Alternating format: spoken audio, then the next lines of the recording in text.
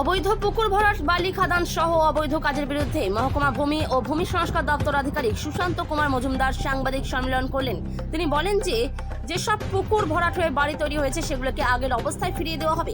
তিনি পাশাপাশি আরো বলেন জিরো টলারেন্সের নীতিতে কাজ করবে ভূমি ও ভূমি সংস্কার দপ্তর।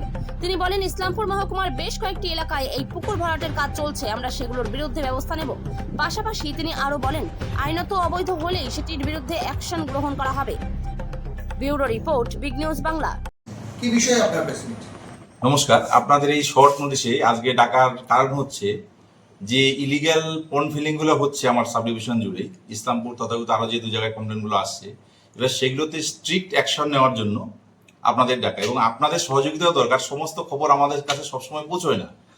এবার আগে কি হয়েছে সেটা বাদ দিয়ে এখন আমরা যেটা হয়েছে, আমাদের এটা একদম এই গভর্নমেন্ট জিরো টলারেন্স নীতি নিয়েছে, যে যেখানে পাবো আমরা আগের অবস্থায় ফিরিয়ে দেওয়ার জন্য আমরা সর্বতভাবে চেষ্টা করব। আর এই ব্যাপারে আপনাদের সাহায্য আমাদের একান্তই কাম্য, যে আপনাদের মাধ্যমে বিভিন্ন জায়গায় কোথায় হয়েছে না হয়েছে সেগুলো যদি আমাদের আনে। কয়েকটা আমাদের নজরেও আছে, এর মধ্যে আমার কাছে ধারাবাহিকভাবে এসছেও কমপ্লেন, সেগুলো আমরা যত তাড়াতাড়ি সম্ভব আমরা ব্যবস্থা নিয়ে সেগুলো রেস্টোরেশন করবো। বলছি স্যার, কোন কোন এলাকায় রয়েছে যদি একটু বলেন। ইসলামপুর মিউনিসিপ্যালিটিতেও একটা আমার নজরে রয়েছে, যেটা আপনাদের সংবাদ মাধ্যমে জেনেছি, সেটার কিছুটা ব্যবস্থা নিয়েছি কিন্তু ফুল হয়নি। আপনার চাকুলিয়াতে একটা আমার জানা আছে, যেটা নিয়ে হাইকোর্টে হয়েছিল, সেগুলো আমার জানা আছে। সেই দুটো নিয়ে আপাতত দেখছি। তারপরে আপনাদের মাধ্যমে যদি কিছু জানি, প্লাস পুরোনো ফাইল ঘেটে যদি পাই কিছু, সেগুলো দিয়ে আমরা অতি সত্বর করে আমরা রিপোর্ট ঊর্ধ্বতন কর্তৃপক্ষকে পাঠিয়ে দিব। এই বিষয়ে কি কোনো অর্ডার এসছে?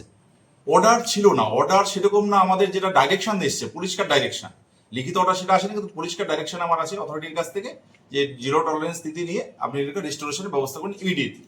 স্যার বলছি, যেসব মনে করেন পুকুর ভরাট করে নির্মাণ অলরেডি হয়ে গেছে, সেসব ক্ষেত্রে কি করা হবে? সেটার ক্ষেত্রে আমরা পুরো রিপোর্ট করে জানাবো, তারপরে অ্যাজ পার ইনস্ট্রাকশন অথরিটি যেটা উনি ব্যবস্থা নিতে বলবেন আমরা নেব। বলছি জলাভূমি বুঝিয়ে দেওয়াটা, এটা একটা বড় হচ্ছে অফেন্স আইনের চোখে। সেই জায়গায় ইতিমধ্যেই বহু জায়গাতে পুকুর ভরাট হয়ে সেখানে বড় বড় কনস্ট্রাকশন হয়েছে, এবং এক্ষেত্রে দেখা গেছে যে পৌরসভা তাকেও, মানে যেটা একটা হচ্ছে লোকাল অ্যাডমিনিস্ট্রেশন, তাকেও বুড়ো আঙুল দেখিয়েছে, এবং আপনাদের ভূমি এবং রাজস্ব দপ্তর তাদেরকেও বুড়ো আঙুল দেখিয়েছে। তাদের উদ্দেশ্যে আপনার একজন আধিকারিক হিসেবে কি বার্তা থাকবে?